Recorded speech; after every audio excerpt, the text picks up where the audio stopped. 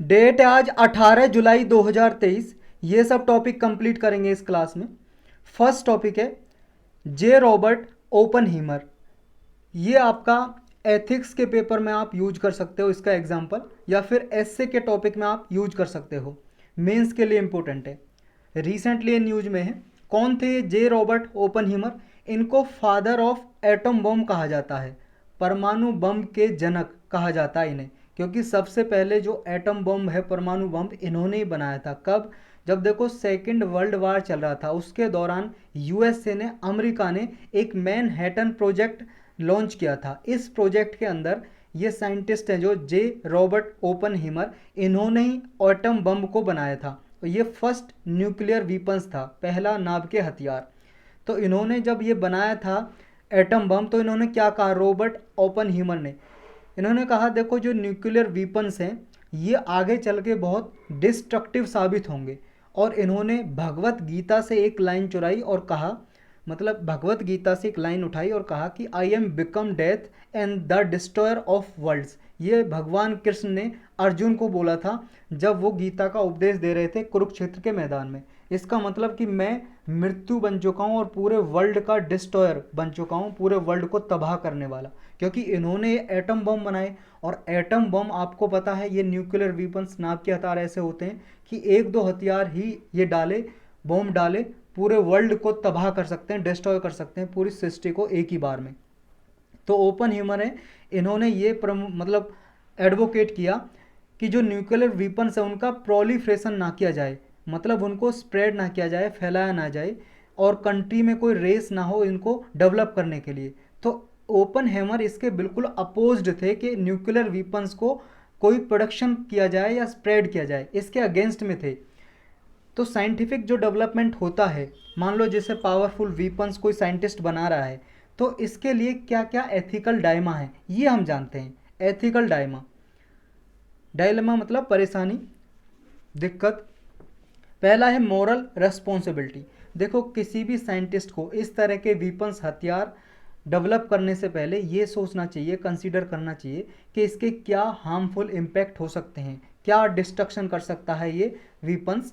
दूसरा है dual use technology. जो टेक्नोलॉजी अगर कोई साइंटिस्ट बना रहा है उसके यूज के साथ साथ ये भी देखना चाहिए कि इसका मिसयूज क्या हो सकता है, एथिकल कंसर्न क्या है इसके।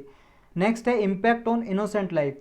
देखो अगर मान लो मिलिट्री में वार हो रहा है, जैसे यूक्रेन और रसिया में युद्ध हो रहा है, आपस में मिलिट्री लड़ रही है, लेकिन उसमें देखो सिविलियंस हैं, जो इनोसेंट पीपल हैं, जो उनको भी तो नुकसान हो रहा है। हालांकि देखो जब युद्ध लड़ा जाता है तो मिलिट्री और मिलिट्री आपस में होता है, सैनिक सैनिक लड़ते हैं, सिविलियन को नुकसान ना पहुंचा जाए, ऐसा इंटरनेशनल ट्रीटी है, यूएन की गाइडलाइंस है। लेकिन फिर भी इनोसेंट पीपल को नुकसान होता है, इससे डैमेज होता है। नेक्स्ट है कंट्रीब्यूटिंग टू कॉन्फ्लिक्ट। देखो जब ये न्यूक्लियर वीपन्स वगैरह ऐसे डेवलप होते हैं तो इससे कॉन्फ्लिक्ट और वायलेंस डेवलप हो सकता है। नेक्स्ट है लॉन्ग टर्म कंसिक्वेंस। इसकी वजह से क्या हो सकता है, एक आर्म रेस चालू हो सकती है, एक तरह से हथियार को हासिल करने की रेस। सभी के पास, मान लो एक दो कंट्री के पास अगर न्यूक्लियर वीपन्स है, दूसरी पावरफुल कंट्री होगी वो भी तो सोचेगी कि मेरे पास क्यों नहीं, अगर उस कंट्री के पास न्यूक्लियर वीपन से हथियार हैं। तो फिर एक आर्म रेस चल जाती है ये। नेक्स्ट है पर्सनल अकाउंटेबिलिटी। साइंटिस्ट को ये भी देखना चाहिए कि एथिकल इम्प्लीकेशन उनके इन्वेंशन के क्या क्या होंगे, क्या क्या इसके इम्प्लीकेशन यानी कि संकेत हो सकते हैं, क्या क्या प्रभाव पड़ सकते हैं। तो ये सारा कुछ देखना चाहिए साइंटिस्ट को। अब जानते हैं कि अगर मान लो वार होता है तो कौन कौन से 3 प्रिंसिपल हैं, सिद्धांत हैं वार के दौरान जो कंडक्ट करने चाहिए। पहला है डिस्क्रिमिनेशन। जब भी कोई कंट्री दूसरे पे युद्ध कर रहा है तो उसे ये देखना चाहिए कि एनिमी के कॉम्बेटेंट ग्रुप कौन सा, नॉन कॉम्बेटेंट ग्रुप कौन सा है, मतलब लड़ने वाला मिलिट्री कहाँ पे और सिविलियन कहाँ पे। तो मिलिट्री से ही लड़ना चाहिए, ना कि सिविलियन पॉपुलेशन से। नेक्स्ट है प्रोपोर्शनैलिटी। इसमें यह देखना चाहिए कि अगर आप किसी को नुकसान पहुंचा रहे हो तो कितना नुकसान होगा उससे। जैसे आप लड़ रहे हो, रसिया यूक्रेन लड़ रहा है, तो रसिया उसमें देख रहा है कि उसका क्या गेंस है, क्या फ़ायदा है। उस फायदे के साथ साथ उसे नुकसान भी देखना चाहिए कि इससे क्या नुकसान हो सकता है, क्या उसको लाभ हो रहा है, उससे कहीं ज़्यादा नुकसान तो नहीं हो रहा। तो ये देखना चाहिए। नेक्स्ट है action must be military necessary, militarily. Militarily का मतलब है कि वो सिर्फ मिलिट्री पे ही वार करे युद्ध में, ना कि सिविलियन पॉपुलेशन पे। तो ये 3 प्रिंसिपल को ध्यान में रख के वार करना चाहिए, युद्ध करना चाहिए। तो ये हम इससे सीख सकते हैं जे रॉबर्ट ओपनहेमर की लाइफ से।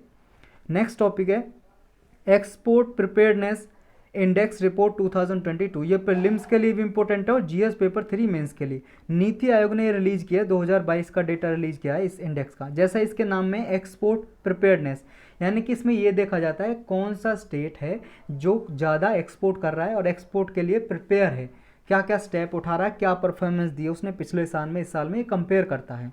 तो इसका मेन मकसद यही है, सेक्टर स्पेसिफिक एक्सपोर्ट परफॉर्मेंस और स्टेट स्पेसिफिक या यूटी यूनियन टेरिटरी स्पेसिफिक देखता है कि कौन सी स्टेट ने, कौन सी यूनियन टेरिटरी ने एक्सपोर्ट में अच्छा परफॉर्मेंस किया है। इस इंडेक्स को जारी करने का मकसद यही है कि इसमें एक कॉम्प्रहेंसिव एनालिसिस की जाती है स्टेट्स और यूनियन टेरिटरी की, कि उसने एक्सपोर्ट रिलेटेड कौन कौन से पैरामीटर को हासिल किया है, क्या क्या उसकी स्ट्रेंथ हैं, क्या क्या उसकी वीकनेसेस हैं। और ये हाईलाइट करता है कि स्टेट्स और यूनियन टेरिटरी ने क्या क्या हासिल किया है, अचीव किया है, क्या क्या आगे उन्हें सिखाया जा सकता है। इसके लिए भी एनकरेज करता है स्टेट को, ताकि कॉम्पिटिटिव फेडरलिज्म आए हमारे देश में। कॉम्पिटिटिव फेडरलिज्म का मतलब है आपस में स्टेट और यूनियन टेरिटरी कंपटीशन करें, सेंटर स्टेट कंपटीशन करें, ताकि कंपटीशन के बाद एक दूसरा स्टेट डेवलप हो और आगे एक्सपोर्ट और ज़्यादा से ज़्यादा एक्सपोर्ट में आगे आए। कौन कौन से पिलर के आधार पे एक्सपोर्ट जो प्रिपेयर्डनेस इंडेक्स से जारी की जाती है? 4 पिलर के आधार पे। पहला है पॉलिसी पिलर, देखा जाता है कौन से राज्य ने, स्टेट ने कौन सी पॉलिसी बनाई है एक्सपोर्ट को प्रमोट करने के लिए। दूसरा है बिजनेस इकोसिस्टम, उसके स्टेट में या किसी यूनियन टेरिटरी में उसने बिजनेस को प्रमोट करने के लिए, जो एक्सपोर्ट को प्रमोट करे, क्या क्या कदम उठाए, क्या क्या स्टेप लिए हैं। एक्सपोर्ट इकोसिस्टम, एक्सपोर्ट इकोसिस्टम का मतलब ये है कि उसने एक्सपोर्ट को प्रमोट करने के लिए इंफ्रास्ट्रक्चर क्या बनाया है, क्या है, ये सब कुछ देखा जाता है। एक्सपोर्ट परफॉर्मेंस, कि उसकी परफॉर्मेंस पिछले साल एक्सपोर्ट में क्या रही, कितना उसने एक्सपोर्ट किया, कितना डिक्लाइन हुआ, कितना इंक्रीज हुआ, इनके आधार पे ही इंडेक्स जारी की जाती है। अगर हम इंडिया का देखें, जून का, पिछले महीने का एक्सपोर्ट क्या रहा था, तो डिक्लाइन किया था 22% जून में, और पिछले 3 साल में सबसे ज़्यादा कम हुआ है एक्सपोर्ट। क्योंकि अगर हम पिछले साल जून का देखें, जून 2022 का, जब एक्सपोर्ट किया था इंडिया ने $22.2 बिलियन इकलौते जून के महीने में, लेकिन इस साल जून 2023 में ये 22% डिक्रीज हो गया। केवल इंडिया ने $33 बिलियन का एक्सपोर्ट किया है, तो ये डिक्रीज हुआ है। डिक्रीज होने का कारण क्या है, रीजन क्या है? पहला है ग्लोबल स्लोडाउन, यूएस और यूरोप में स्लोडाउन चल रहा है थोड़ा इकोनॉमी में। इन्फ्लेशनरी प्रेशर, महंगाई ज़्यादा बढ़ रही है। तीसरा कारण है टाइटिंग monetary policy by developed countries, जैसे यूएसए हैं, यूके हैं, ये कंट्री क्या कर रही हैं, अपनी मॉनेटरी पॉलिसी को टाइट कर रही हैं, यानी कि इंटरेस्ट रेट बढ़ा रही हैं। India's poor manufacturing sector performance, India में जो मैन्युफैक्चरिंग सेक्टर है उसकी परफॉर्मेंस भी पुअर है। और चाइना 1+ पॉलिसी की वजह से, देखो चाइना से बहुत सारी कंट्री बाहर आई थी कोरोना वायरस के दौरान, कोविड-19 के बाद, तो इंडिया में ये एक्सपेक्टेशन लगाई जा रही थी कि वो कंपनी इंडिया में आएंगी, लेकिन इंडिया में ना आते वो वियतनाम में चलेगी। इसकी वजह से भी इंडिया का एक्सपोर्ट थोड़ा कम रहा था। नेक्स्ट टॉपिक है endogamy and harmful genetic variants in India. ये प्रीलिम्स के लिए इंपॉर्टेंट है मेनली। देखो एक स्टडी की गई, उसमें ये पाया गया अगर एंडोगेमी होती है किसी रीजन में, उसकी वजह से जो आने वाली जनरेशन है उसके जीन में चेंज हो जाएगा और उसकी वजह से जेनेटिक डिसऑर्डर हो जाएगा। जेनेटिक डिसऑर्डर का मतलब है कि जेनेटिक बीमारी हो जाएंगी, डिसीज, आनुवांशिक बीमारी, ऐसी बीमारी जो माता पिता से बच्चों में आती हैं और जीन में वेरिएशन हो जाएगा, और ऐसा वेरिएशन हो जाता है वो उसका इलाज करना भी डिफिकल्ट होता है क्योंकि जीन में ही चेंज हो गया, जनरेशन ही ऐसी पैदा हो रही है, तो इसकी वजह से नुकसान हो सकता है एंडोगेमी की वजह से। ऐसा किसने बताया? Institute for human genetics and university of California, California university America की, इन्होंने दोनों ने स्टडी की और इसमें यह बताया कि साउथ एशिया की पॉपुलेशन है जो, जैसे इंडिया, पाकिस्तान, बांग्लादेश, यहाँ पे एंडोगेमी ज़्यादा परफॉर्म होती है, इसकी वजह से जेनेटिक डिसऑर्डर हो सकता है। तो पहले हम जानते हैं एंडोगेमी क्या होता है। एंडोगेमी का मतलब है, देखो ये मैरिज करने की एक प्रैक्टिस है। जब मान लो कोई आदमी शादी करता है अपनी कास्ट में ही या अपने ग्रुप के लोगों में ही, अपने सोशल कल्चर में ही, एथनिक ग्रुप के अंदर, तो क्यों करता है? ताकि अपनी ट्रेडिशन, कस्टम को, अपने रीति रिवाजों को बचाया जा सके। तो जनरली लोग अपने कास्ट में शादी करते हैं, अपने समुदाय में, अपने ग्रुप में, अपनी फैमिली मेम्बर के ऐसे शादी करते हैं, मतलब अपनी जानकारी, रिलेशन की जानकारी है, जैसे मान लो साला है, साले की बहन, उसके कोई मामा फूफी, मतलब अपने ही ग्रुप में शादी करते हैं मोस्टली इंडिया में। तो ये क्या है? अपने ग्रुप में विद इन द कास्ट, जाति के अंदर ही शादी करना, यह है एंडोगेमी। इसकी वजह से क्या होता है, ये रिसर्च में बताया कि इसकी वजह से ज़्यादा चांसेस होते हैं कि जेनेटिक डिसऑर्डर होंगे, जेनेटिक डिसऑर्डर का रिस्क ज़्यादा बढ़ जाएगा। देखो जब क्या है, अगर ये देखो पेड़ पौधे में भी होता है, अगर एक जंगल में ज़्यादा पेड़ पौधे की वैरायटी होगी तो डाइवर्सिटी अच्छी होगी, बायोडाइवर्सिटी अच्छी होगी, यानी कि जैव विविधता अच्छी होगी, तो इकोसिस्टम ज़्यादा का ये ज़्यादा मतलब हाई पहुंच जाएगा, अपेक्स पे पहुंच जाएगा, ये हासिल कर लेगा अपना हाईएस्ट डेस्टिनेशन, और ज़्यादा वैरायटी और डेवलप होंगी। लेकिन अगर यहाँ पे एक ही वैरायटी के पेड़ हों, यहाँ पे मान लो आम के पेड़ ही लगा दिए, या यहाँ पे मान लो कोई सफ़ेदा के पेड़ लगा दिए, या यहाँ पे मान लो कोई कीकड़ के पेड़ लगा दिए, एक ही पेड़ वैरायटी, तो ज़्यादा चांसेस रहते हैं कि फ्यूचर में आके ये वैरायटी सारी की सारी खत्म हो जाए, वहाँ पे जंगल ही खत्म हो जाए। अगर यहाँ पे ज़्यादा वैरायटी के जंगल होंगे, ज़्यादा वैरायटी के पेड़ होंगे, तो ज़्यादा चांसेस होते हैं ये ज़्यादा फ्लोरिश करेगा, ज़्यादा प्रमोट होगा और ज़्यादा जंगल डेवलप होंगे। तो इसी तरह का ये भी लिविंग ऑर्गेनिज्म में यही होता है, क्योंकि क्या है, पेड़ भी एक लिविंग ऑर्गेनिज्म है, सजीव प्राणी, ऐसी आदमी भी सजीव प्राणी है। तो अपने समुदाय में अगर एंडोगेमी होगी तो ये साइंटिस्ट ने कहा है इसकी वजह से जेनेटिक डिसऑर्डर हो सकते हैं, डिसीज ऐसी डेवलप हो सकती हैं जिनका इलाज मुश्किल हो सकता है। तो ये हेरिडेटरी डिसऑर्डर हो सकता है, इसको एड्रेस करने के लिए साइंटिस्ट ने स्टडी की है। तो यही था इसके बारे में। नेक्स्ट टॉपिक है evolution of synthetic genomes, prelims के लिए भी इंपॉर्टेंट है और GS paper 3 science and take.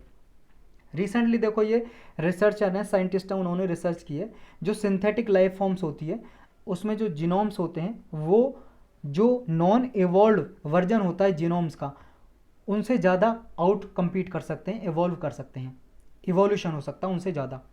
Evolution का मतलब क्या होता है, देखो इवोल्यूशन आपने पढ़ा होगा, जैसे बंदर से थोड़ा बंदर से बना इंसान, इंसान बना, बंदर से पहले आया, थोड़ा इंसान की सूरत हुई बंदर में, तो उसके बॉडी पे ज़्यादा बाल थे, फिर धीरे धीरे एवोल्यूशन हुआ, फिर आदमी बनता चला गया, फिर पहला आदमी बना होगा उसके शरीर पे पूरी बॉडी पे बहुत ज़्यादा बाल थे, फिर और ज़्यादा वेरिएशन हो गया, बच्चों के बच्चे पैदा होते चले गए, वो उनकी जनरेशन, फिर आपने देखा कि पहले उनकी जीन में थोड़ा चेंज होता चला गया और ज़्यादा बाल हुआ करते थे बॉडी पर, कम बाल होते चले गए। और आपने देखा होगा अभी भी ऐसे कुछ लोग हैं जिनकी दाढ़ी मूछ भी नहीं आती, पुरुष की बात कर रहा हूँ मैं। तो ऐसे जेनेटिक वेरिएशन हो रहा है, ये चेंज होता जा रहा है जनरेशन टू जनरेशन, तो इसी को क्या बोलते हैं, इवोल्यूशन। इवोल्यूशन एक प्रोसेस है जिसमें ग्रेजुअल चेंज होता है लिविंग ऑर्गेनिज्म में ओवर द टाइम। इसमें क्या होता है कि पिछले जनरेशन की कुछ ट्रेट्स हैं, जो ट्रेट्स का मतलब विशेषताएं, वो अगली जनरेशन में चले जाती हैं, और अगली जनरेशन में फिर उसकी अगली जनरेशन आती है, उसमें उसकी ट्रेट्स जाती हैं और फिर नई ट्रेट्स आ जाती हैं, नई विशेषताएं आ जाती हैं। इस तरह से चेंज होता रहता है, और जब नई जनरेशन आती है उस इन्वायरमेंट के हिसाब से अपने आप को अडेप्ट कर लेती है, मतलब अपने आप को ढाल लेती है। जैसे अब क्लाइमेट चेंज होता जा रहा है, टेम्परेचर ज़्यादा पड़ेगा, अब की जनरेशन अपने हिसाब से अपनी बॉडी की चेंज मतलब अडेप्टेबिलिटी ऐसी बनती जाएगी कि हम ज़्यादा टेम्परेचर को भी झेल सकें। अगली जनरेशन आएगी, ज़्यादा टेम्परेचर बढ़ेगा तो अगली जनरेशन उसके आप अडेप्ट हो जाएगी उसके अकॉर्डिंग। तो इस तरह से ये चेंज होते रहते हैं ग्रेजुअली लिविंग ऑर्गेनिज्म में ओवर द टाइम, इसी को बोलते हैं एवोल्यूशन। तो ये सिंथेटिक जीनोम क्या है, देखो जीनोम का मतलब क्या है, जीन शब्द आ रहा है जीनोम, तो जीन की सीक्वेंसिंग, जीनोम सीक्वेंसिंग एक वर्ड सुना होगा आपने, जीन की इन्फॉर्मेशन। जीनोम क्या है, इसमें जीन की इन्फॉर्मेशन। सिंथेटिक का मतलब आर्टिफिशियल, तो सिंथेटिक जीनोम का मतलब क्या है, देखो जो नेचुरल जीनोम है उसमें तो नेचुरली चेंज हो रहा था, एवोल्यूशन हो रहा था। सिंथेटिक जीनोम में क्या है, आर्टिफिशियली हम चेंज कर रहे हैं। मान लो कोई जीन में या डीएनए में हमने ले लिया, डीएनए ले लिया, जीन ले लिया, और किसी ऑर्गेनिज्म के डीएनए में या जीन में हमने चेंज कर दिया, और वो चेंज कर दिया, उसकी वजह से क्या है, ऑर्गेनिज्म का स्ट्रक्चर ही, ढांचा ही चेंज हो गया। जैसे मान लो आपके अंदर कोई ऐसा जीन डाल दें, आपकी जो आंखें हैं, आंखों के लिए जो डीएनए या जीन मतलब आपका जीन जो रेस्पॉन्स है, रेस्पॉन्सिबल है, वो जीन आपके अंदर से मॉडिफाई कर दें, उस जीन को बदल दें, और आपकी आंखें जो भी काली पीली यानी कि काली या ब्राउन जैसी भी हैं, वो ऐसी कर दें कि आपकी आंखें नीली हो जाएं या पीली हो जाएं या रेड हो जाएं। ऐसा चेंज किया जा सकता है भाई साहब, साइंटिफिक डेवलपमेंट हो चुका है इतना ज़्यादा, क्योंकि आदमी को औरत बनाया जा सकता है, औरत को आदमी बनाया जा सकता है, ऐसे भी चेंज हो चुका है। तो ये जो सिंथेटिक जीनोम का मतलब क्या हो गया, जो इवोल्यूशन नेचुरली होता है यहाँ पे लिविंग ऑर्गेनिज्म में, अर्थ पे, वो इवोल्यूशन अगर आर्टिफिशियली हम कर दें तो उसको बोल देंगे सिंथेटिक जीनोम। तो अभी जो स्टडी हुई है उसके हिसाब से देखो, एक एग्जांपल है माइकोप्लाज्मा माइकोड्स, ये एक बैक्टीरिया था, साइंटिस्ट ने क्या किया, इस बैक्टीरिया में चेंज कर दिया इसके जीन में। अब इसकी इतनी कैपेबिलिटी हो गई, ये अपने आप को रेप्लिकेट कर लेता है, जैसे वायरस रेप्लिकेट करता है ना, वायरस 1 से बना 2, 2 से बने 4, 4 से बने 8, 8 से बने 16 से बने 32, ऐसे चेंज करता रहता है ना वायरस, अपने आप को रेप्लिकेट करता रहता है, मल्टीप्लाई। ऐसे ये बैक्टीरिया के प्रॉपर्टी डाल दी इसके जीन को चेंज करके। तो ये एक एग्जाम्पल है। अब जो सिग्निफिकेंस क्या है इस इवोल्यूशन का, हम सिंथेटिक इवोल्यूशन जो कर रहे हैं, सिंथेटिक जीनोम कर रहे हैं, क्या फ़ायदे हैं हमारे इसके लिए, ह्यूमन के लिए क्या फ़ायदे हैं। देखो इससे पहला फ़ायदा तो ये है कि जो मॉलिक्यूलर मैकेनिज्म है लाइफ का उसके बारे में पता चलता है। और इससे क्या फ़ायदा होगा, इंडस्ट्री में फ़ायदा होगा, नई नई दवाइयाँ बनाने में, नए नए केमिकल्स बायोलॉजिकल्स बनाने में, और जीन थेरेपी वगैरह, या नई नई बीमारी हो रही है उनके बारे में पता लगाने में, या फिर जो नेचुरली इवोल्यूशन हो रहा है लिविंग ऑर्गेनिज्म में उसका पता लगाने में, कि आगे चल के इन्वायरमेंट जो क्लाइमेट चेंज हो रहा है, इन्वायरमेंट चेंज हो रहा हो, उसके अकॉर्डिंग नेचुरल अडेप्टेशन कैसे हो सकता है, या फिर एंटी माइक्रोबियल रेजिस्टेंस के बारे में पता लगाने में। आपको पता है बहुत सारे बैक्टीरिया ऐसे होते हैं कि वो बीमारियों से लड़ने की ताकत अपने अंदर जनरेट कर लेते हैं, फिर उन दवाइयों का जो एंटी बैक्टीरियल दवाइयाँ उनका उन पे कोई असर नहीं होता बैक्टीरिया पे, फिर वो बैक्टीरिया बन जाते हैं एंटी माइक्रोबियल रेजिस्टेंस बैक्टीरिया। तो इनके बारे में हम पता लगा सकते हैं सिंथेटिक जीनोम की वजह से। और जब इनके बारे में पता लग जाएगा कि किसकी वजह से बैक्टीरिया एंटी माइक्रोबियल बनाए, तो फिर हम इनके लिए दवाई बना देंगे, नई ड्रग बना देंगे, तो फ़ायदा हो जाएगा, नई नई दवाइयाँ बन जाएंगी। इन्वायरमेंटल एप्लीकेशन, इससे ये भी पता लगाया जा सकता है कि ऐसे कौन कौन से इन्वायरमेंट में लिविंग ऑर्गेनिज्म हैं, अगर उनमें थोड़ा बहुत चेंज किया जाए तो वो पॉल्यूशन को ही खा जाएं।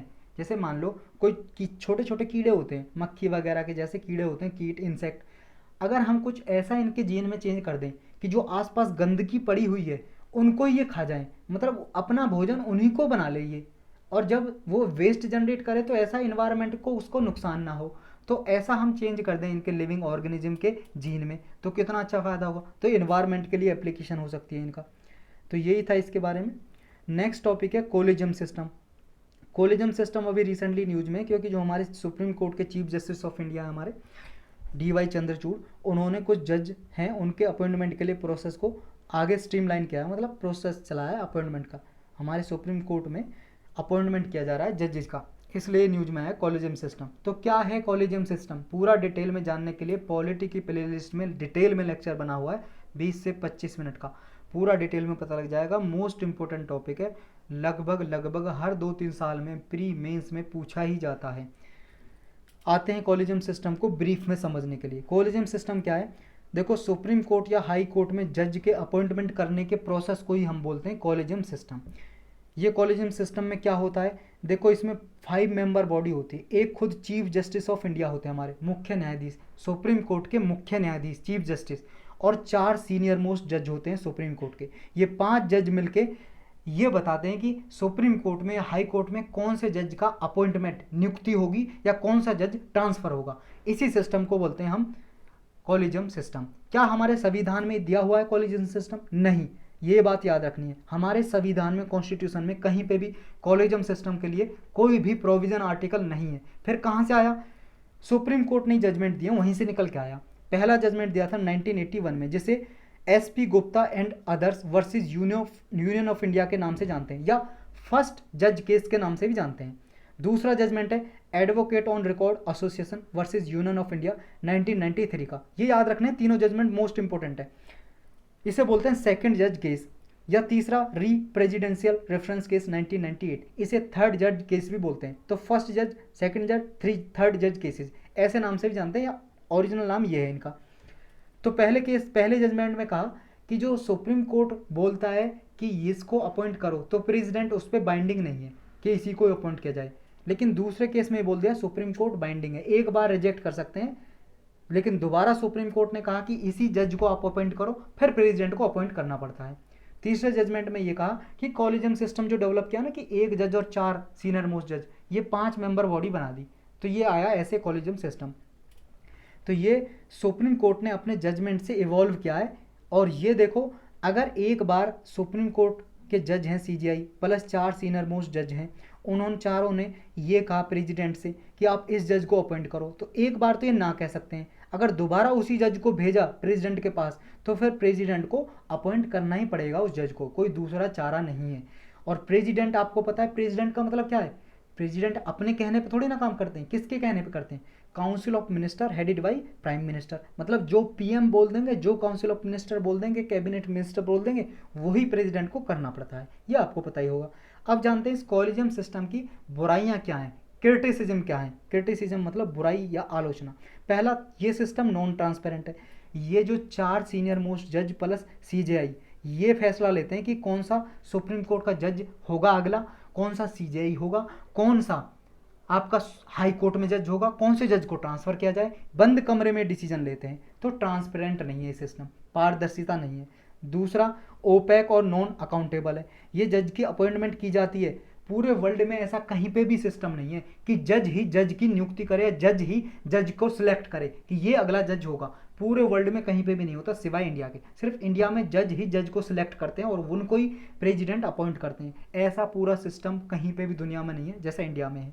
तीसरा क्या है इसकी बुराइयां, limited role of the government. देखो एक बार तो प्रेसिडेंट रिजेक्ट कर सकते हैं, गवर्नमेंट, प्रेसिडेंट का मतलब यहाँ पे गवर्नमेंट रिजेक्ट कर सकती है कि इस नाम को हम नहीं कर रहे अपॉइंट, लेकिन दोबारा सुप्रीम कोर्ट और सुप्रीम कोर्ट के जज हैं जो सीजेआई प्लस 4 सीनियर मोस्ट जज, उन्होंने दोबारा उसी की सिफारिश की, उसकी रिकमेंडेशन दे दी उसी जज की, तो फिर उसको ही अपॉइंट करना पड़ेगा, दूसरा कोई चारा है नहीं। फिर नेक्स्ट क्या है इसका, नेक्स्ट नहीं है, यही इसके क्रिटिसिज्म है। नेक्स्ट ये देखो, इसमें रिफॉर्म लाने की भी कोशिश की है गवर्नमेंट ने। कब, देखो एनजैक बनाया, national judicial appointment commission, 99th constitutional amendment किया हमारे संविधान में, लेकिन सुप्रीम कोर्ट ने इस जजमेंट को, इसको बोलते हैं फोर्थ जजमेंट केस, इसको नल एंड वॉइड डिक्लेयर कर दिया, स्ट्राइक डाउन कर दिया इस कॉन्स्टिट्यूशनल अमेंडमेंट को, और इस एनजैक को हटा दिया। ये कहा कि ये अनकॉन्स्टिट्यूशनल है, ये जुडिशरी पावर को इंटरफेयर करता है गवर्नमेंट के द्वारा, तो ये बिल्कुल अनकॉन्स्टिट्यूशनल है, इसको हटा दिया। उसके बाद फिर एक मेमोरेंडम ऑफ प्रोसेस डेवलप किया, तो ये रिफॉर्म हुए। तो अभी जो अपॉइंटमेंट का प्रोसेस होता है कैसा होता है रिसेंटली, इसमें देखो मेरिट और सीनियरिटी देखी जाती है, मतलब जज की मेरिट कि क्या उसमें कैपेबिलिटी है, और उसकी सीनियरिटी कितने साल से वो जज है सुप्रीम कोर्ट में, हाई कोर्ट में, जो उसको आगे प्रमोट किया जाता है। मान लो हाई कोर्ट में बहुत सालों से जिसने किया है, मान लो एक जज ने 10 साल की सर्विस दी है, एक जज ने 15 साल की दी है, तो 15 साल का जिसका एक्सपीरियंस है उस हाई कोर्ट जज को उठा लेते हैं और उसे सुप्रीम कोर्ट का जज बना देते हैं। ऐसे सिस्टम करते हैं। अच्छा, इस कॉलेजियम सिस्टम में क्या क्या होना चाहिए, रिकमेंडेशन क्या होनी चाहिए, ये देख लेते हैं कि क्या क्या बदलाव होने चाहिए। पहला तो ये है कि क्वालिटी ऑफ जजमेंट देखनी चाहिए। जब भी आप मान लो किसी जज को चुन रहे हो कि सुप्रीम कोर्ट का जज बनाना है, तो ये देखो उसने लाइफ टाइम में कितने क्वालिटी जजमेंट दिए हैं, कितनों पे डिसीजन दिया है, ये देखो। दूसरा मेरिट भी देखो कि आपने कितने साल तक, मेरिट के साथ साथ ये देख लिया। दूसरा एक्सपीरियंस, सीनियरिटी कितने साल तक हो रहा है, तो 2-3 चीज़ें देखनी चाहिए। और ऐसा किया है सुप्रीम कोर्ट ने, क्वालिटी ऑफ जजमेंट देखी है किसमें, एक जस्टिस दीपांकर दत्ता को सुप्रीम कोर्ट का जज अपॉइंटमेंट करने के लिए बोला था। ये फर्स्ट बार देखा था कि क्वालिटी ऑफ जजमेंट का प्रोविजन, कि इन्होंने क्वालिटी जजमेंट दिया था, उसके आधार पर इनको सुप्रीम कोर्ट का जज बनाया गया था। फिर सीनियरिटी देखें, चीफ जस्टिस, सीनियर जो पूजनीय जज हैं, या इनको देखा जाए कि जो सीनियरिटी क्या है हाई कोर्ट जजेस की ओवरऑल, ये देखा जाए। मेरिट, परफॉर्मेंस और इंटीग्रिटी देखा जाए कि कितनी इंटीग्रिटी के साथ उन्होंने अपनी परफॉर्मेंस दी है जजमेंट को पास करने में, ये देखा जाए। तो एक तरह से ये देखा जाए। और नेक्स्ट क्या क्या रिकमेंडेशन हो सकती है, नेक्स्ट है डाइवर्सिटी। सुप्रीम कोर्ट में देखो डाइवर्सिटी और इंक्लूजन होना चाहिए। मतलब क्या, देखो अभी जो सुप्रीम कोर्ट के जज है ना, उसमें डाइवर्सिटी नहीं है। मोस्टली क्या है, हिंदू फैमिली से, हिंदू धर्म से और हायर कास्ट से हैं। उसमें जो बैकवर्ड क्लासेज है रिप्रेजेंटेशन नहीं है, माइनॉरिटी का नहीं है, वुमेंस का नहीं है, बहुत ही कम है, वुमेंस का है। तो पहला देखो हाई कोर्ट का भी रिप्रेजेंटेशन है बहुत कम, मतलब कुछ ही हाई कोर्ट ऐसे हैं जिनसे हाई कोर्ट से सुप्रीम कोर्ट के जज चुने जाते हैं। बहुत सारे हाई कोर्ट ऐसे हैं हमारे इंडिया में, उनसे सुप्रीम कोर्ट के जज सिलेक्ट ही नहीं किए जाते, उठाए नहीं जाते वहाँ से। तो ये डाइवर्सिटी नहीं है। तो सभी हाई कोर्ट से जज चुने जाएं, अगर वहाँ पे, मतलब चुनने का मतलब चुना नहीं, यहाँ पे सिलेक्ट किए जाएं, अपॉइंट किए जाएं, नियुक्त किए जाएं। चुनने का मतलब तो इलेक्शन हो जाता है ना, इलेक्शन थोड़ी होता है। नेक्स्ट इसमें देखा जाए कि मार्जिनलाइज सोसाइटी है, बैकवर्ड सेगमेंट है, वहाँ से भी जज आएँ, ओबीसी कैटेगरी के हों, एससी एसटी कैटेगरी के भी जज हों, इनको भी क्राइटेरिया में रखा जाए। जेंडर डाइवर्सिटी हो, वुमन भी हो, महिला भी हो, जैसे गुजरात हाई कोर्ट की चीफ जस्टिस बनाया है सुनीता अग्रवाल को, तो डाइवर्सिटी भी हो। और माइनॉरिटी का भी रिप्रेजेंटेशन हो, ऐसा नहीं है सिर्फ हिंदू धर्म के ही सारे के सारे जज हों, और भी धर्म के हों, क्रिश्चियन के हों, सिख के हों, मुस्लिम के हों, जैन के हों, बुद्ध के हों, पारसी के हों, तो इनको भी मौका दिया जाए। तो ये डाइवर्सिटी हो सकती है सुप्रीम कोर्ट में, जिसकी वजह से देखो सारे धर्म को मिला के डिसीजन, अगर मान लो किसी रिलीजन पे है तो सारे धर्म के लोग बैठ के वहाँ पे, जज बैठ के, एक्सपर्ट बैठ के डिसीजन ले सकें। तो यही था इसके बारे में। नेक्स्ट टॉपिक है लाइटनिंग, ये प्रीलिम्स के लिए भी इंपॉर्टेंट है, जीएस पेपर 2 और 3 के लिए, मोस्टली 3 के लिए इंपॉर्टेंट है। देखो रिसेंटली हुआ क्या है, आपको पता है हर साल बारिश होती है जून सितंबर के महीने में, और लाइटनिंग, बिजली भी पड़ती है, चमकती है, गर्जन होती है, थंडरस्टॉर्म होता है, उसकी वजह से बहुत सारे लोग मर जाते हैं। अभी वेस्ट बंगाल बिहार में बहुत सारे लोग मर गए लाइटनिंग की वजह से। तो वेस्ट बंगाल बिहार ने क्या कहा है, उन्होंने कहा है कि जो ये लाइटनिंग है इसको नेचुरल डिजास्टर डिक्लेयर किया जाए। नेचुरल डिजास्टर का मतलब मतलब प्राकृतिक आपदा या प्राकृतिक संकट। लेकिन अभी तक ये लाइटनिंग नेचुरल डिजास्टर में नहीं है, तो इस सेंट्रल गवर्नमेंट को कहा है, लेकिन सेंट्रल गवर्नमेंट ने इनकार कर दिया। उसने कहा देखो भाई साहब, इसके लिए अवेयरनेस फैलाई जा सकती है, 5 दिन पहले आपको जानकारी दे दी जाती है कि यहाँ पे लाइटनिंग हो सकती है, तो फिर घर में क्यों नहीं घुसते लोग। या फिर लाइटनिंग पड़ने से 3 घंटे पहले भी, कम से कम 3 घंटे पहले भी वार्निंग देती जाती है, चेतावनी कि लाइटनिंग पड़ सकती है, बिजली गिर सकती है, आप अंदर रहें, घर से बाहर ना निकलें। तो इसके लिए अवेयरनेस फैलाई जा सकती है, तो इसलिए नेचुरल डिजास्टर इसे डिक्लेयर नहीं किया जा सकता, सेंट्रल गवर्नमेंट का ये कहना है। और ये वेस्ट बंगाल और बिहार ने ये कहा था। अच्छा, फ़ायदा क्या होगा अगर नेचुरल डिजास्टर डिक्लेयर कर दिया जाए। देखो हर एक स्टेट में आपको पता है स्टेट डिजास्टर रेस्पॉन्स फंड बना हुआ है, एक डिजास्टर मैनेजमेंट एक्ट पास किया था 2005 में, उसके अकॉर्डिंग ये हर एक उस स्टेट में ये फंड बना हुआ है। इसमें 75% पैसा देता है सेंट्रल गवर्नमेंट, इसके बारे में 2-3 दिन पहले भी हमने पढ़ा था डिटेल में। तो सेंट्रल गवर्नमेंट पैसा देता है, अगर ये पैसा इसमें आता है तो इसको हम किसके लिए यूज कर सकते हैं, डिजास्टर के लिए, आपदा संकट, नेचुरल डिजास्टर हो या मैन मेड डिजास्टर हो। तो जब तक ये डिक्लेयर नहीं होगा तो जो लोग बिजली से मरेंगे उनको इस फंड से हम कंपनसेशन नहीं दे सकते। अगर कोई आदमी मान लो लाइटनिंग से मरता है और लाइटनिंग नेचुरल डिजास्टर डिक्लेयर होगी तो हम इस फंड से उसको पैसा दे सकते हैं, ये फ़ायदा होगा।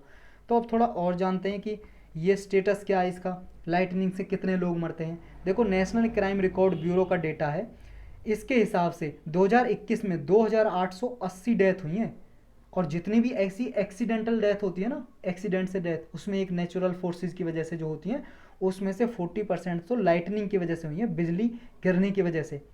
तो अब जानते हैं डिजास्टर होता क्या है। देखो डिजास्टर 2 तरह का हो सकता है, डिजास्टर मतलब आपदा संकट, नेचुरल प्राकृतिक भी हो सकती है, जैसे भूकंप आ गया, साइक्लोन आ गया, फ्लड आ गई, बाढ़, ड्रॉट आ गई, ये कैसे नेचुरल। मैन मेड भी हो सकता है, मैन मेड भी कोई हो सकता है। तो ये डिजास्टर नेचुरल मैन मेड हो सकता है जो सडनली एकदम से नॉर्मल लाइफ को डिसरप्ट कर दे और उसकी वजह से बहुत ज़्यादा लाइफ और प्रॉपर्टी को नुकसान हो जाए, डैमेज हो जाए, और जिसकी वजह से सोशल और इकोनॉमिक प्रोटेक्शन को हानि हो, तो उसको बोलते हैं हम डिजास्टर। तो ये इंडिया में देखें हम, नेचुरल डिजास्टर क्रिएट मतलब नेचुरल डिजास्टर डिक्लेयर करने का जो गाइडलाइंस है वो जारी करता है नेशनल डिजास्टर मैनेजमेंट अथॉरिटी। और ये देखो सेंट्रल गवर्नमेंट के अंडर काम करती है नेशनल डिजास्टर मैनेजमेंट अथॉरिटी। और ये नेशनल डिजास्टर मैनेजमेंट अथॉरिटी कब बनाई गई थी, डिजास्टर मैनेजमेंट एक्ट बनाया था 2005 में, उसके अकॉर्डिंग ये बनाई गई थी। तो ये क्राइटेरिया क्या है नेचुरल डिजास्टर को डिक्लेयर करने का, ये क्राइटेरिया पहला नॉन एंथ्रोपोजेनिक होना चाहिए, मतलब मैन मेड नहीं होना चाहिए, क्योंकि हम नेचुरल डिजास्टर डिक्लेयर कर रहे हैं, प्राकृतिक आपदा संकट, तो मैन मेड नहीं होना चाहिए, नेचर की वजह से संकट आए और इम्पैक्ट हो उसका, डिजास्टर आए तो उसका बहुत ज़्यादा लाइफ को नुकसान पहुंच रहा हो, प्रॉपर्टी को नुकसान पहुंच रहा हो, इंफ्रास्ट्रक्चर, बिजली के खंभे उम्बे उखड़ गए हों, बिल्डिंग गिर गई हों, तो ये डिजास्टर उसमें आता है। वेरिफिकेशन, पहले जो स्टेट गवर्नमेंट वेरीफाई करे, फिर अथॉरिटी वेरीफाई करें, साइंटिफिक इंस्टीट्यूशन वेरीफाई करे, डिजास्टर मैनेजमेंट एजेंसी वो वेरीफाई करें, फिर सेंट्रल गवर्नमेंट वेरीफाई करे, तो तब वेरिफिकेशन होने के बाद नेचुरल डिजास्टर डिक्लेयर किया जाता है। तो रिकॉग्निशन किया जाए नेचुरल डिजास्टर का सेंट्रल या स्टेट गवर्नमेंट द्वारा रिकॉग्नाइज करने के बाद तब वो नेचुरल डिजास्टर डिक्लेयर होता है। अब जान लेते हैं थोड़ा लाइटनिंग के बारे में, बिजली चमकना क्या है। देखो आपने देखा होगा बादलों में बिजली चमकती है। क्या होता है कि जो बादल होते हैं, बादल में क्या होता है कि इलेक्ट्रिक चार्ज डेवलप हो जाते हैं। जैसे ये बादल हैं, बादल में ऊपर पॉजिटिव चार्ज डेवलप हो गए, नीचे नेगेटिव। अब इसी में बादल के अंदर कहीं पे यहाँ पे फिर और पॉजिटिव और नेगेटिव हो गए, नेगेटिव। तो ये बादल के अंदर विद इन बादल भी हो सकते हैं या एक बादल से दूसरे बादल में भी। अब जब भी कहीं पे भी ये इलेक्ट्रिक चार्ज होते हैं ना जनरेट, मतलब विद्युत आवेश बोलते हैं हिंदी में इलेक्ट्रिक चार्ज को, तो इनके आसपास इलेक्ट्रिक फील्ड जनरेट हो जाती है जो फोर्स लगाती है। अब इलेक्ट्रिक फील्ड आपस में फोर्स लगाएगी विद इन द क्लाउड या आउटसाइड द क्लाउड, दूसरे क्लाउड के साथ भी ये इलेक्ट्रिक फील्ड जनरेट होगी यहाँ भी। अब ये आपस में मिल गई तो एक लूप बन जाएगा और इलेक्ट्रिसिटी फ्लो करना शुरू कर देगी, इलेक्ट्रॉन फ्लो शुरू कर देंगे मतलब इलेक्ट्रिक चार्ज है वो फ्लो करना शुरू कर देगा, बहना। अब ये जब जैसे ही बहेगा, आसपास में यहाँ एयर होगी, एयर गर्म हो जाएगी, वो गर्म होती है इतनी गर्म, वही हमें बिजली चमकती दिखाई देती है। फिर गर्जना कैसे सुनाई देता है हमें? गर्जना, गर्जना जब देखो ये एयर है, एयर जैसे ही यहाँ से इलेक्ट्रिक चार्ज गुजरेगा बहुत ही बड़ी मात्रा में, हजारों लाखों वोल्ट की मात्रा में, आपके घरों में 230 वोल्ट तक आता है ना, ये जो आता है आपके घर में बिजली, ये हजारों लाखों वोल्ट की होती है बिजली। अब इतनी वोल्ट में अगर एयर को एकदम से गुजरेगी तो यहाँ आसपास की एयर एक्सपेंड करती है, एकदम से एक्सपेंड करती है ना, तो क्या होता है, ये इसमें से आवाज़ निकलती है, और वो आवाज़ है वो गर्जन, वही हमें सुनाई देती है, उसी को बोलते हैं थंडर या गर्जन। तो इसकी वजह से क्या होता है, इलेक्ट्रिक चार्ज जनरेट होता है, इलेक्ट्रिक फील्ड जनरेट होती है, फिर ये बहने लगता है इलेक्ट्रिसिटी, जिसकी वजह से बिजली चमकती है, और थंडर होता है यानी कि गर्जन होती है। और ये फिर पृथ्वी पे कैसे आ जाता है? देखो अर्थ हमारी पॉजिटिवली चार्ज है, तो ये अर्थ का जो पॉजिटिव चार्ज है ना, ये आसमान की तरफ एक्सटेंड करता रहता है ऊपर की तरफ, और ये फिर जो नेगेटिव चार्ज है ये इसकी तरफ अट्रैक्ट हो जाता है। और आपने देखा होगा, इसलिए जो बड़ी बड़ी बिल्डिंग है या बड़े बड़े पेड़ पे जल्दी गिरती है बिजली। क्यों? क्योंकि बड़ा पेड़ पे पॉजिटिव चार्ज ऊपर है ज़्यादा, तो ये नेगेटिव चार्ज उसकी तरफ ही ज़्यादा अट्रैक्ट होते हैं। इसलिए कहते हैं जब भी बारिश हो रही हो, बिजली चमक रही हो, तो किसी पेड़ के नीचे कभी ना खड़े होना चाहिए, बिल्डिंग में जाओ, बिल्डिंग के नीचे। और बड़ी बड़ी बिल्डिंग है ना जो, उन पे देखो इलेक्ट्रिक चार्ज, ये लाइटिंग आती है, जो लाइटनिंग से बचने के लिए अर्थिंग करते हैं, एक ऊपर तार निकाल देते हैं, वो अर्थ में दबा देते हैं, वो जो चार्ज गिरता है वो अर्थ में चला जाता है। तो ये हमने कई बार पढ़ा है, लाइटनिंग के लिए एक लेक्चर ज्योग्राफी की प्लेलिस्ट में डिटेल में बना हुआ, वहाँ पे देख सकते हो।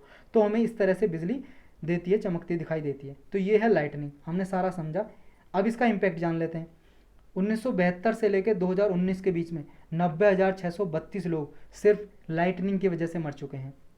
तो ये बिगेस्ट कंट्रीब्यूटर है एक्सीडेंट, मतलब नेचुरल कॉजेज की वजह से जो एक्सीडेंट होते हैं उनमें से बिगेस्ट कंट्रीब्यूटर है lightning.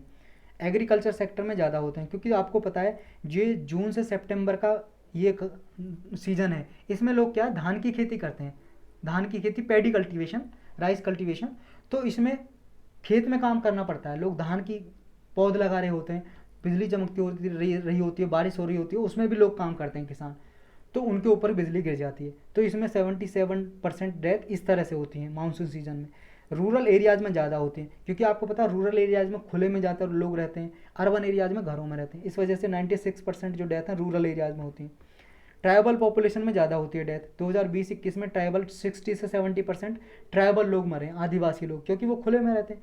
Jharkhand, Orissa, Madhya Pradesh, West Bengal, Bihar, other states, इनमें डेथ ज़्यादा हुई है ट्राइबल पॉपुलेशन में। और कौन कौन से सेक्टर हैं लाइटनिंग की वजह से जो प्रभावित होते हैं? एविएशन सेक्टर, जहाज़ वगैरह जो उड़ते हैं भाई साहब, उनको भी प्रभावित कर सकती है लाइटनिंग, लेकिन ये बादल से ऊपर उड़ते हैं, लेकिन इस दौरान जब बादल होते हैं, बिजली चमकती है, बारिश होती है, तो फ्लाइट भी डिले हो जाती है थोड़ी बहुत। पावर जो सिस्टम है उसको, बिजली के खंभे पे गिर जाएँ, बिजली के ट्रांसफार्मर पे गिर जाएँ, डैमेज कर देती हैं। कम्युनिकेशन सेक्टर है जो हमारा, उसको डैमेज कर देती हैं। उस टाइम पे आपको पता है नेटवर्क जो फ़ोन वगैरह उनका भी काम नहीं करता, तो ये इसके और भी नुकसान होते हैं। अब थोड़े वन लाइनर टॉपिक है, उनको जान लेते हैं। मैं आज थोड़ा जल्दी करा रहा हूँ, नहीं थोड़ा आप स्लो कर लेना, भले सेटिंग में जाके 0.75 पे स्पीड करके देख लेना, तो धीरे सुनाई देगा आपको।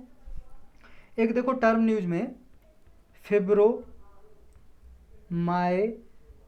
माइल्जिया, FIBROMYALGIA, फाइब्रोमाइल्जिया, ये क्या है? ये क्रोनिक हेल्थ कंडीशन है। आदमी की हेल्थ कंडीशन ऐसी हो जाती है कि उसकी पूरी बॉडी में पेन होता है, पूरी बॉडी में दर्द होता है, और थकावट होने लगती है, फटीग होने लगती है।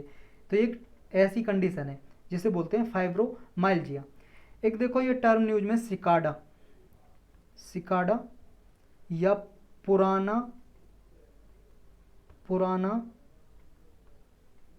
सिविडा या चिविडा, इसकी प्रोनाउंसिएशन कुछ और भी हो सकती है भाई साहब, सिविडा या चिविडा, ये साउथ इंडिया में बोला जाता है, पुराना सिविडा या चिविडा, या इसको सिकाडा के नाम से भी जानते हैं। ये देखो एक इंसेक्ट की स्पीसीज है, जो कीड़े होते हैं ना उनकी स्पीसीज है, साउथ इंडिया में अधिकतर मिलती है। एक Ramgarh Vishdhari tiger reserve news में है। रामगढ़ विषधारी टाइगर रिजर्व कहाँ पे? राजस्थान की बूंदी डिस्ट्रिक्ट में है, याद रखना है। एक देखो नोमैडिक एलिफेंट एक्सरसाइज स्टार्ट हुई है। नोमैडिक एलिफेंट वही हाथी वाली एलिफेंट की स्पेलिंग है।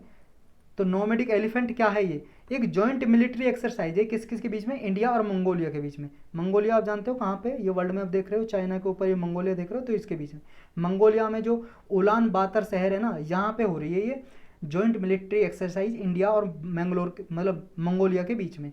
ये 17 से लेकर 31 जुलाई तक चलेगी। तो ये कुछ टॉपिक थे जो रिसेंटली न्यूज में थे और यही टॉपिक है आज के लेक्चर में।